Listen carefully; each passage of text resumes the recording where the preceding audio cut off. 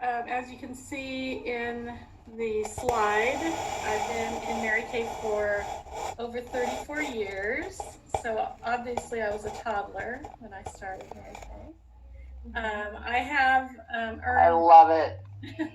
I have earned 18 cars in my 34 years with Mary Kay. I have a group of on my team of over 100 women all over the United States. My group is in 13 states, so that's all my consultants that I work with and train and motivate. And I also have customers all over the country too. Um, so it's really exciting to have a business that I can live anywhere and I can work my business anywhere. So this time of year, I do a lot of gift service because the holidays are coming around. I don't know if you can see my display behind me, but I have lots of gift ideas. And I do free shipping and free gift wrap anywhere in the U.S. So that's kind of my focus right now, and I can help you with that. Um, More importantly than that is probably what I view as the purpose behind my business, which is really about empowering women and thanks, Lisa, and men. You know, you empower a woman and you empower the man in her life as well, and the children. And so that's always been really the driving force behind what I do. It's more than makeup. It's really about helping women, as Shadi was talking about, feel good. They look good, they feel good. So helping women find their power that way. And then through our organization as well, Mary Kay's really been about that. We really champion diversity. People don't know that about Mary Kay. They think of us as, they think of Mary Kay herself when they think of Mary Kay, who was a blonde, white Southern woman with big hair. They don't realize that over 30% of our sales force is Latin and African American, and that our number one national sales director in the nation is African American, who earns over $700,000 a year in Mary Kay. That's awesome, Cindy. Thank you Yeah. so much. We're going to move on to our next Time. And I know, Elena, you just told us what industry you were in before you went into your current business. And I know that Stephanie has, a day job in another industry. Cindy, what did you do before you started selling Mary Kay? I had a fairly long career in the medical industry. I worked for Scripps Hospital pathologist Oh, in wow. the billing office. That was my first job out of college. Then I worked for the post office just Wow. before I joined Mary Kay. Yeah, so for 3.5 years I was a letter carrier Wow. post office. And so I always say about that, sometimes you've got to do a man's job to get a man's pay. And that's why, even though I have a degree in linguistics from UCSD, I was slinging mail for a Mm-hmm. living. And then it was really just the fact that it was really, it was a physically demanding job. I actually lost a baby because of my job, and the hours and all that. And then, I was a very loyal Mary Kay customer, and I thought, I got to make a change. And so I just took the plunge into Mary Kay. That's fantastic. So here's a question for all three of you. And so, Cindy, you've worked in, male dominated or industries where there are more men. And even though there are men in Mary Kay, and I'm sure you have male customers, probably the majority of your customers are female. Mm-hmm. So, all three of you, I'm going to ask you this question: What, how is it different?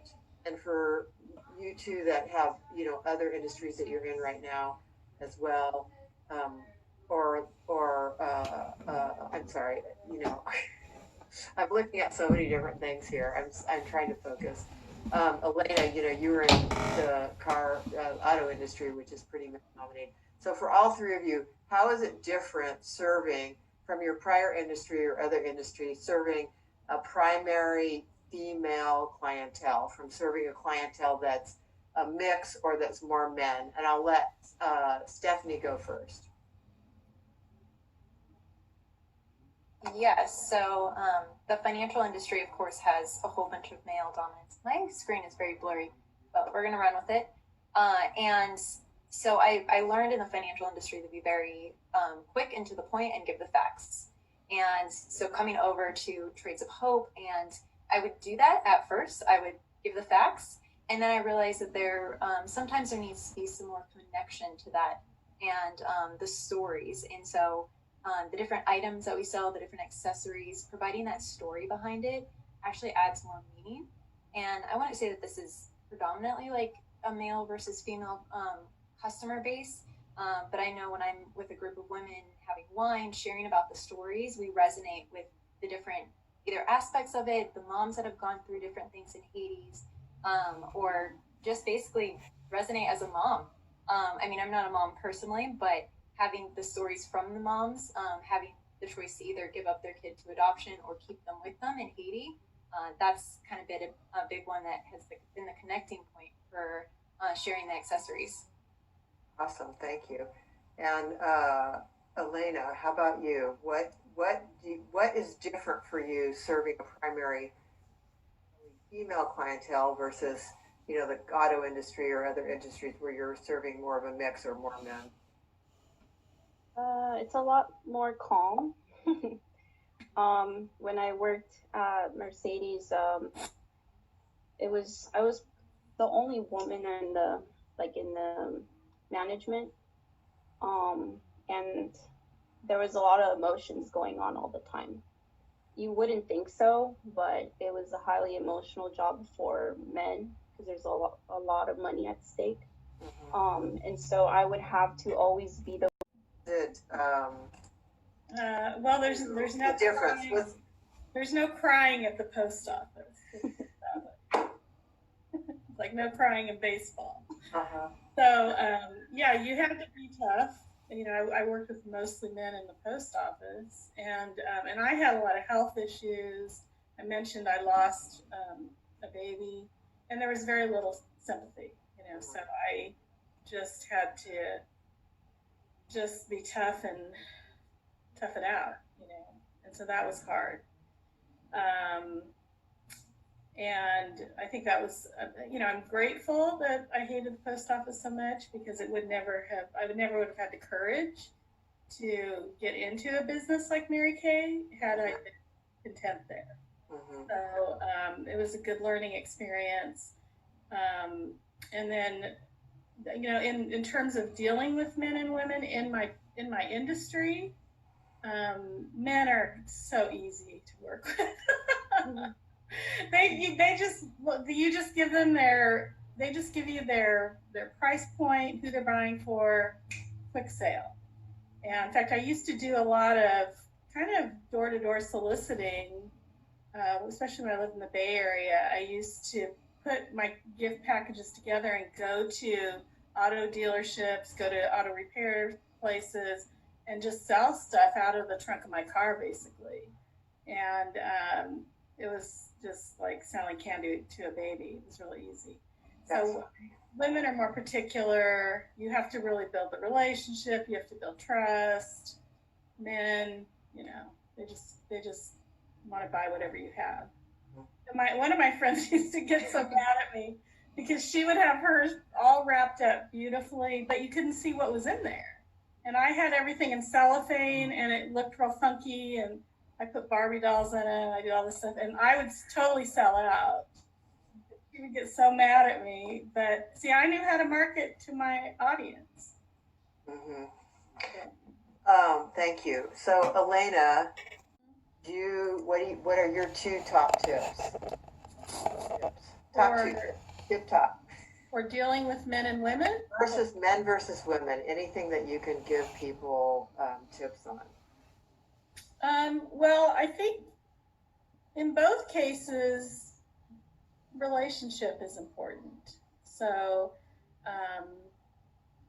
with guys, it may not be as deep a relationship, but there's still you want to be considerate of their life, maybe their family background. Always ask more questions than give information. I think with men and women, and Stephanie said men are more bottom line, so they aren't going to want a big, long, drawn out answer. And kind of, just learn to be sensitive to people. Let them guide the conversation, and you do that through questions.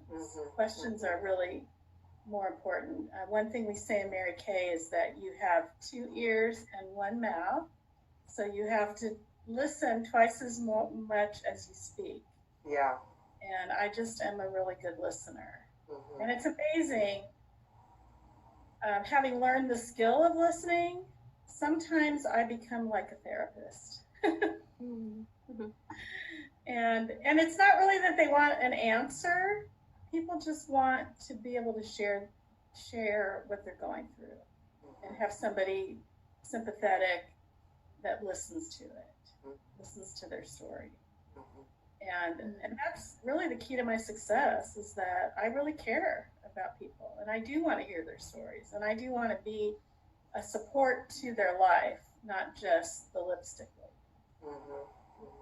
Yeah, it's clear that you care, Cindy. And for those of you who don't know Cindy or don't know Cindy very well, she's definitely worth getting to know. And all 3 of these ladies are in, and that's one of the reasons why we put them together, is because not only are they serving women primarily, and we wanted to highlight that, but also all 3 of these women